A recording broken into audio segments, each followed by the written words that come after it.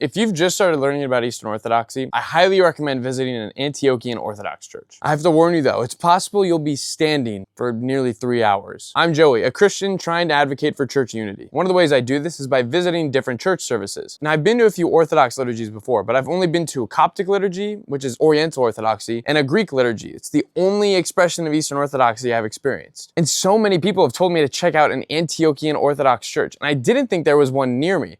But I was wrong. There was one out in the county, in the countryside of where I'm at. So I decided to drive about an hour that morning to make it to this Antiochian Orthodox church for their morning orthro service and for the actual divine liturgy. Already, this church was subverting my expectations. Like, when you think Eastern Orthodoxy, what do you picture? For me, I typically think of them being either in like dense cities like New York or Constantinople or Cairo. But this Antiochian Orthodox church was out in the middle of nowhere, surrounded by cows. It's a pretty beautiful drive to church, gotta admit. Like, this would not be bad every Sunday. It felt like I was never gonna get there, and then out of nowhere, this Orthodox church shows up. All right, let's do it.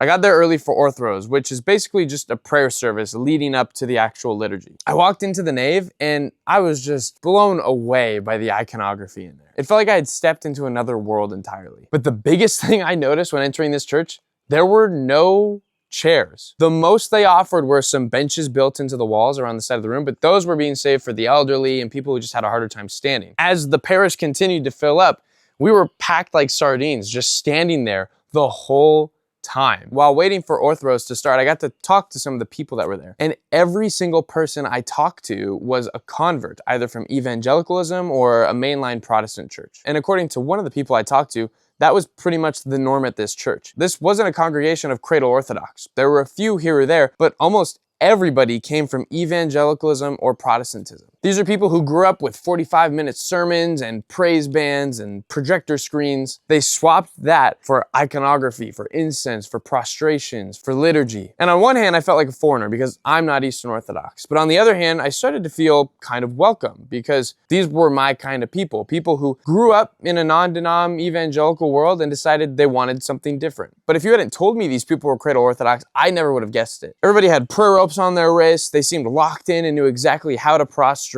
what icons to go up to. Most of them had the prayers and the hymns that we sang memorized. These weren't just casual converts looking for aesthetics. They were taking this very seriously. And you gotta applaud them for that. Sometimes people will critique the ortho bro movement, and I've even done that too, because there's an expression of, Orthodox convert zeal that is very tiresome and honestly in some ways damaging. But we shouldn't fault zeal entirely because naturally these people are just diving into this new world and they're ready to just take everything it has to offer. So of course they're going to be passionate about it. And I for one could see this positive expression of Orthodox passion expressed in how these people behaved during the liturgy. Now, as for the orthro service, I can't fully remember all the prayers or the hymns that we went through, but a lot of it was very repetitive. There was a hymn that especially stuck out to me that people would sing for the Theotokos, for Mary, the Virgin Mary. And they would sing this over and over again, and I wasn't quite able to pick up on the rhythm or why they would sing it. Regardless of what they were singing or how poorly I remember it, what I do remember is how beautiful their voices sound. Take a listen to this.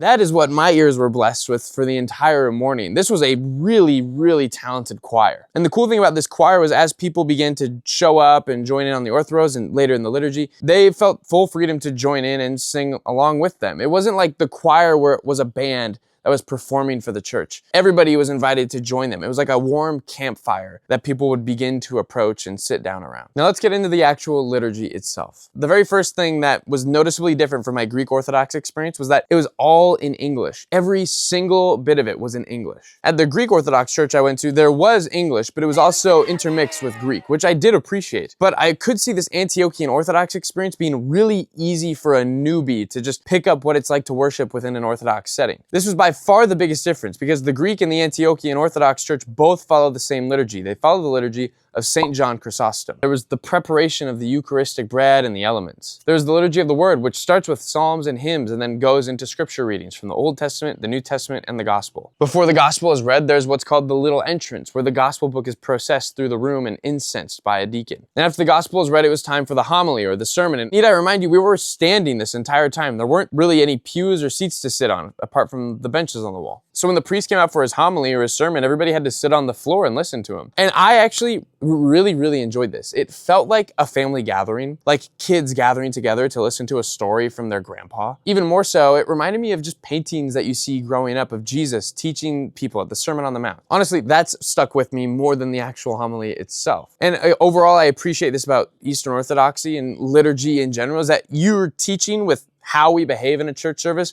more than what we're actually saying. All of us had to humble ourselves before the word of the gospel and the word of this priest who took time to study, to learn, and to share what Scripture had to say for us. Of course, just like every other Orthodox service, it was time to get into the Liturgy of the Faithful, or the Eucharist. This starts with a hymn called the Cherubic Hymn. And as this cherubic hymn is sung, there's a procession of the gifts, of all the elements that will be used for communion later. We had the Nicene Creed recited without the Filioque, of course, it's an Eastern Orthodox parish. We had the Sursum Corda, the Sanctus, the words of institution, all things you'd find in any traditional service, even in Anglican, Lutheran, Roman Catholic services. I made a whole video comparing these, which is pretty fun if you want to check that out. Of course, I didn't actually receive the Eucharist when it came time for it because I'm not Orthodox and they wouldn't allow me to, even if I tried, but I know better. I didn't even try to go up. I just sat there and got to enjoy other people taking the Eucharist. I went to my own church later to make sure I got my body and my blood, don't worry. Somebody made sure to give me some blessed bread afterwards anyway, so I felt partially included. And overall, this is the biggest takeaway from this Orthodox parish. This was a really tight-knit community. It felt like a family, and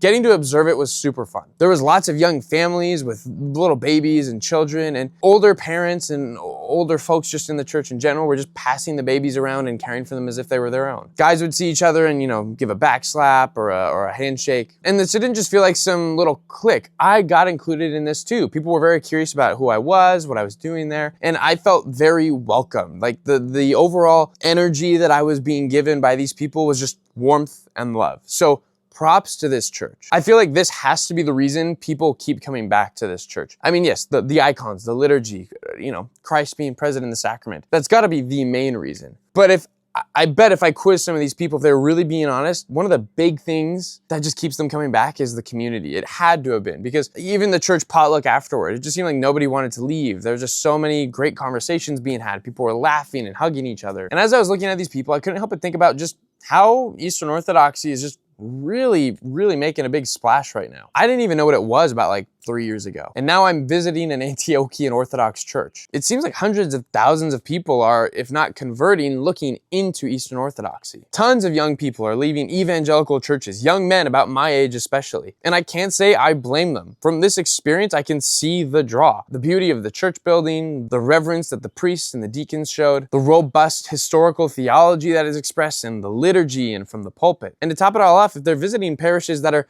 close and tight-knit as this one, who wouldn't want to join that? To me, this church seemed like a little window into what the future of Eastern Orthodoxy in the States will look like. Historically, it's mostly been a faith for immigrants. But I think more and more you're gonna find parishes like this one where it's Arabic in origin, but nobody speaks a lick of it. And yet they're still connected via the liturgy of John Chrysostom to a centuries-old tradition that they're now taking part in as Westerners in the countryside. I do think people see the rapid growth in Eastern Orthodoxy, and especially if they're Catholic and Protestants, you kind of sometimes get this sense of fear involved with it. And I don't think we need to be scared. If Christ wants America to be Orthodox, then he's gonna make America Orthodox. There's nothing you or I could do about it. I'm not personally Eastern Orthodox, but there's a lot here that I have to respect and admire from these brothers and sisters of the Christian faith. In all of this, as always, we need to be curious. We shouldn't just be jumping to condemnation and fear right away. If you're curious about Eastern Orthodoxy but don't know where to start, I'd suggest watching this video where I debunk 10 common myths that are spread about the Eastern Orthodox Church. And if you want to join a community that's dedicated to advocating for Christian unity here on the internet, then consider checking out my Patreon. You can sign up for free, and there's a paid membership option as well. I'll see you in the next video, or maybe at the next Orthodox church I visit. I'm Joey. This is Christianity United.